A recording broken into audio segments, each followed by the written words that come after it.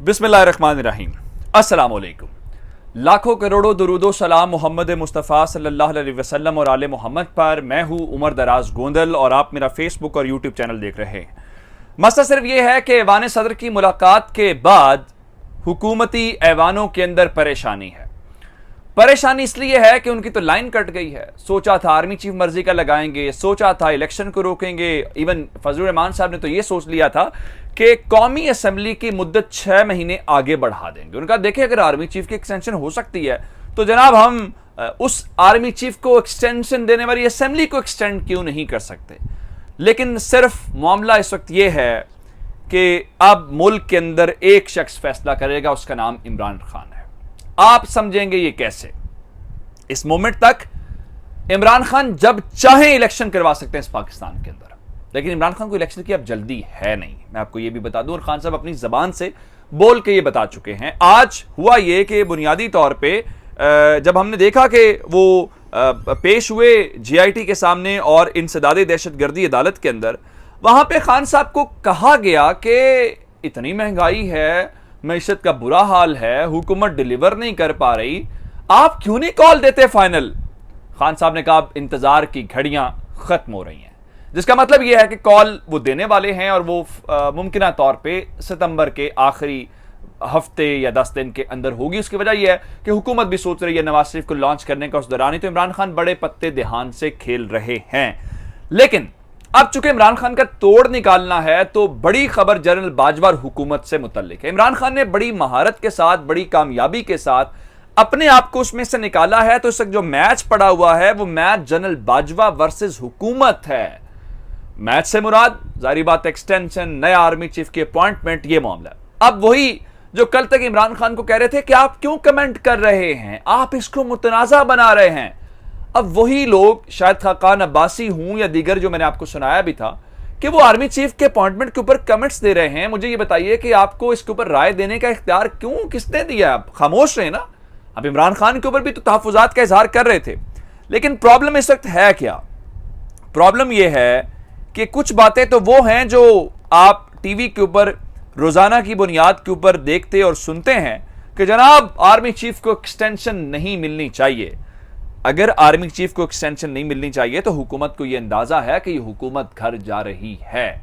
अब मैं आपके सामने पंजाब की सिचुएशन बता के फिर जनरल बाजवा वाली सिचुएशन आपको जरा बेहतर अंदाज में समझ आएगी। पंजाब के अंदर तब्दीली के लिए 22 सितंबर से पहले पहले इन्होंने गेम एक डालनी है और ये खबरें आ रही हैं। आज इस हवाले से मोने सलाई साहब आए पंजाब असेंबली के अंदर, सहाफियों ने उनसे पूछा कि पंजाब में फिर गेम डालने जा रहे हैं। उनका कैसे गेम डालेंगे।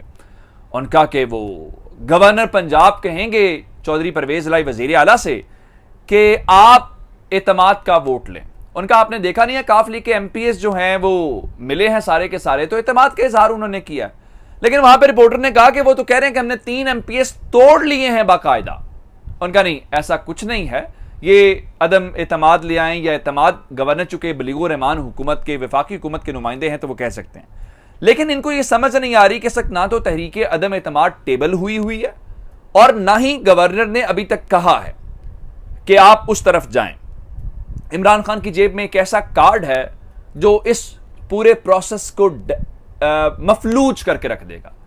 इस मोमेंट के ऊपर पंजाब के अंदर लोग कह रहे हैं जी परवेज लाई दोनों तरफ नहीं, चारों तरफ खेल रहे हैं।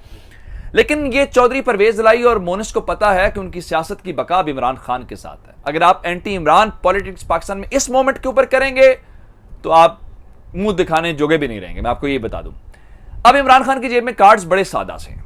आप पंजाब हुकूमत और खैबर पख्तूनख्वा हुकूमत, आपके दोनों वजीर आला असेंबली डिसॉल्व करने की रिक्वेस्ट भेजें और अगले 2 महीनों के अंदर आपको इलेक्शंस करवाने, क्योंकि असेंबली का टेन्योर पूरा नहीं हुआ। असेंबली का टेन्योर पूरा नहीं होता तो आपको 60 दिनों के अंदर इलेक्शन करवाने होते हैं, और अगर टेन्योर पूरा हो तो आपको 90 दिन के अंदर करवाने होते हैं। इसका मतलब यह है कि अगले 60 दिनों के अंदर आपको इलेक्शंस करवाने हैं। आप कौमी असेंबली तो फिर डिसॉल्व नहीं कर रहे ना आपके ख्याल में, तो 60 दिनों के अंदर पंजाब और खैबर पख्तूनख्वा के अंदर नई हुकूमतें, जो इम्कान है, गालिब इम्कान, मुल्की गैर मुल्की मुबस्सरीन अगर जो बता रहे हैं कि इमरान खान 2/3 से आएंगे तो पंजाब में भी जीत जाएंगे, खैबर पख्तूनख्वा में भी जीत जाएंगे, तो अगले 5 साल के लिए पंजाब और खैबर पख्तूनख्वा की हुकूमत इमरान खान की होगी। वफाक में अगर इमरान को रोक के भी दिखाएंगे तो आप पंजाब और आप मुल्क नहीं चला सकते, जैसे अभी नहीं चल पा रहा, और वो कोशिश कर रहे हैं कि हम पंजाब हुकूमत को गिराएं। बनी गाला में आज एक इजलास हुआ। बनी गाला इजलास के अंदर तमाम जो ऑप्शंस हैं उनके ऊपर गौर फिक्र किया। खान साहब ने जरा तहरीक इंसाफ के रहनुमाओं की क्लास भी ली। उनका मेरे बयानात के ऊपर आप डंडियां क्यों मारते हैं भाई? 2-4 लोग जो हैं वो बयानात के ऊपर जवाब अच्छे तरीके से देते हैं, उसके बाद बाकी को सांप सूंघ जाता है। अच्छा वक्त होता है तब सारे हो जाते हैं। जारी बात है वो जो बयान देने वाले लोग हैं उनकी भी सख्ती आई हुई है। और वो कौन से हैं? वो हैं जी फवाद चौधरी। वो कौन से हैं जी? वो हैं जी मुराद सईद। और इन दोनों के हवाले से रात को इत्तला थी कि इनके घरों के ऊपर छापे मारे जाएंगे, क्योंकि सेनेटर जो सैफुल्लाह न्याजी हैं जो तहरीक इंसाफ के बानी रुकन हैं और तहरीक इंसाफ के पुराने कारकुन हैं। जब खान साहब 97-96 में इलेक्शन, उस वक्त में वो पोलिंग एजेंट इमरान खान के हुआ करते थे, अब वो सेनेटर आके बने हैं। उनके घर पे रात को छापा मारा गया। उनका लैपटॉप, उनकी अहलिया का फोन, सारी चीजें ले जाएंगे। आज इस्लामाबाद हाई कोर्ट से तहरीक इंसाफ के मुराद सईद और फवाद चौधरी साहब ने रुजू किया और कहा कि हुकूमत हमें हरासा कर रही है, हमें गिरफ्तार करके सबक सिखाना चाहते हैं, आप इनको रोकें। अब ये हैं सारी बातें जो हुकूमत की बौखलाहट का नतीजा है। तो खान साहब ने वहां पे सारी एक बार क्लास ली है। लेकिन अब हुकूमत क्या कर रही है? हुकूमत, जब जनरल बाजवा ने इनकी दुखती, जनरल बाजवा को पता है, क्योंकि अब तो देखे ना, ये मैं तो खबरें नहीं दे रहा, ये तो इनके अपने हसन अयूब का मैंने नाम पिछली वीडियो में आपको बोल के बताया। वो कौन है? प्रो PMLN है। वो कौन है? नून लीग का माउथ पीस है। मरियम नवाज के वो करीब है, भले ही वो यार के साथ मुंसलिक है।